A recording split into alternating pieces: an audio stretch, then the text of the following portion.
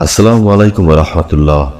হাদিসে মহানবী সাল্লাল্লাহু আলাইহি সাল্লাম জান্নাতি হুরদের রং সম্পর্কে জানিয়েছেন।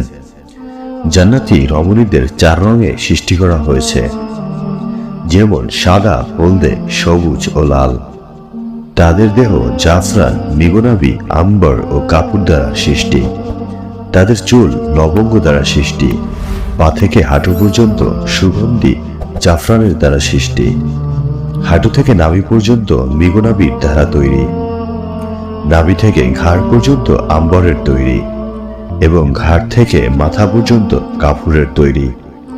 যদি একজন রমণী পৃথিবীতে সামান্য থুতু নিক্ষেপ করত, তাহলে সমগ্র পৃথিবী সুঘ্রাণে মুখরিত হয়ে যেত।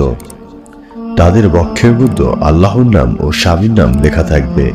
প্রত্যেকের হাতে 10টি করে স্বর্ণের কাকন থাকবে। প্রত্যেক আঙ্গুলে থাকবে মুক্তোর আংটি এবং উভয় চরণে থাকবে জহরতের নূপুর। হাদিসে এসেছে, জান্নাতি কোনো মহিলা যদি দুনিয়াবাসীদের প্রতি উকি দেয়, তাহলে আসমান ও জমিনের মাঝে সবকিছু আলোকিত এবং সুরভিত হয়ে যেত, আর তার মাথার ওড়না দুনিয়া ও তার সবকিছুর চেয়ে উত্তম। তাদের মনপ্রাণ ও দৃষ্টি তাদের স্বামীদের কাছে আবৃত থাকবে, ফলে নিজ স্বামীদের ছাড়া অন্য কাউকে তারা কামনা করবে না। প্রতিনিয়ত তাদের রূপ লাবণ্য বৃদ্ধি পেতে থাকবে। নবী সাল্লাল্লাহু আলাইহি সাল্লাম ইরশাদ করেন, জান্নাতে একটি বাজার রয়েছে, সেখানে তারা প্রতি শুক্রবার পরস্পর সাক্ষাৎ করবে। তখন উত্তরের বাতাস প্রবাহিত হবে, যা তাদের মুখমণ্ডল ও কাপড়কে আলোকিত করবে। এতে তাদের সৌন্দর্য ও রূপ লাবণ্য আরো বেড়ে যাবে। তারা রূপ লাবণ্য সমৃদ্ধ অবস্থায় স্ত্রীদের কাছে ফিরবে। তখন তাদের স্ত্রীরা বলবে, আল্লাহর কসম, আমাদের কাছ থেকে পৃথক হওয়ার পর তোমাদের সৌন্দর্য বৃদ্ধি পেয়েছে। উত্তরে তারা বলবে, আল্লাহর শপথ, আমাদের প্রস্থানের পর তোমাদের সৌন্দর্য বহুগুণে বেড়ে গেছে। জান্নাতে হুরদের অনুষ্ঠান হবে। এতে তারা এমন সুমধুর কণ্ঠে গান গাইবে, যা কোনো সৃষ্টিজীব কখনো শোনেনি। রাসূলুল্লাহ সাল্লাল্লাহু আলাইহি সাল্লাম ইরশাদ করেছেন, জান্নাতে আয়াতলোচনা হুরদের সমাবেশ হবার একটি জায়গা রয়েছে।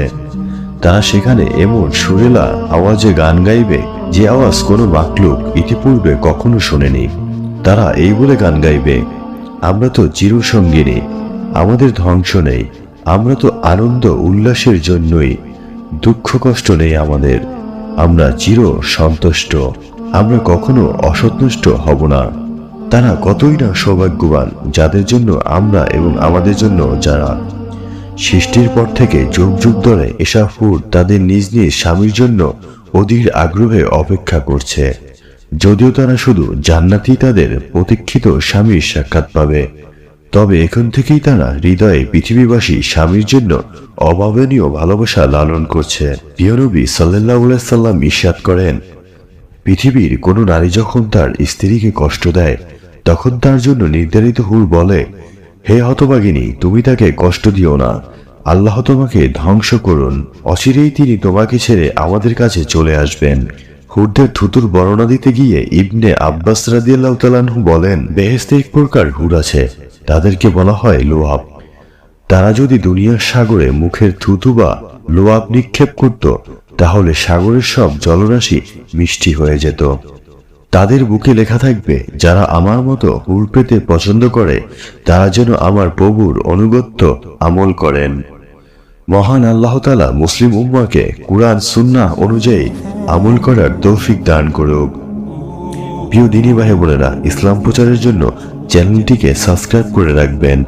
আপনাদের উৎসাহ পেলে পরবর্তীতে আরো সুন্দর করে ভিডিও তৈরি করার চেষ্টা করব ইনশাআল্লাহ।